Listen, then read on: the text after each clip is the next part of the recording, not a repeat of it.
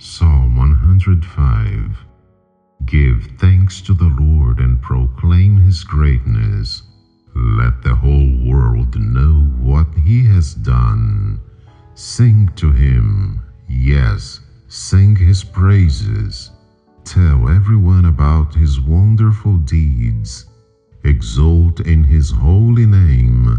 Rejoice, you who worship the Lord. Search for the Lord and for his strength. Continually seek him. Remember the wonders he has performed, his miracles and the rulings he has given, you children of his servant Abraham, you descendants of Jacob, his chosen ones. He is the Lord our God. His justice is seen throughout the land. He always stands by his covenant, the commitment he made to 1,000 generations. This is the covenant he made with Abraham and the oath he swore to Isaac. He confirmed it to Jacob as a decree and to the people of Israel as a never-ending covenant. I will give you the land of Canaan as your special possession. He said this when they were few in number, a tiny group of strangers in Canaan. They wandered from nation to nation, from one kingdom to another. Yet he did not let anyone oppress them. He warned kings on their behalf. Do not touch my chosen people and do not hurt my prophets. He called for a famine on the land of Canaan, cutting off its food supply. Then he sent someone to Egypt ahead of them, Joseph, who was sold as a slave. They bruised his feet with fetters and placed his neck in an iron collar. Until the time came to fulfill his dreams, the Lord tested Joseph's character. Then Pharaoh sent for him and set him free. The ruler of the nation opened his prison door. Joseph was put in charge of all the king's household. He became ruler over all the king's possessions.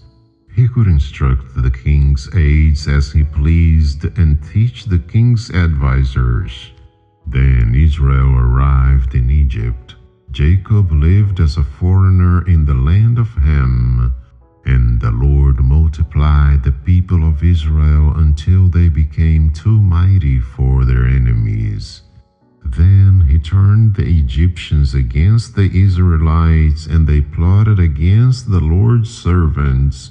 But the Lord sent his servant Moses along with Aaron, whom he had chosen. They performed miraculous signs among the Egyptians and wonders in the land of Ham. The Lord blanketed Egypt in darkness, for they have defied his commands to let his people go. He turned their water into blood, poisoning all the fish. Then frogs overran the land and even invaded the king's bedrooms. When the Lord spoke, flies descended on the Egyptians and gnats swarmed across Egypt. He sent them hail instead of rain, and lightning flashed over the land. He ruined their grapevines and fig trees and shattered all the trees. He spoke, and hordes of locusts came, young locusts beyond number. They ate up everything green in the land, destroying all the crops in their fields.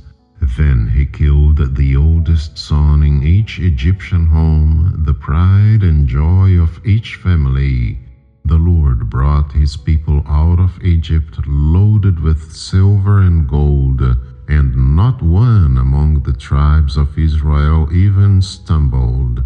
Egypt was glad when they were gone, for they feared them greatly. The Lord spread a cloud above them as a covering and gave them a great fire to light the darkness. They asked for meat, and he sent them quail. He satisfied their hunger with manna from heaven. He split open a rock, and water gushed out to form a river through the dry wasteland. For he remembered his sacred promise to his servant Abraham. So he brought his people out of Egypt with joy, his chosen ones with rejoicing. He gave his people the lands of pagan nations, and they harvested crops that others had planted. All this happened so they would follow his decrees and obey his instructions. Praise the Lord.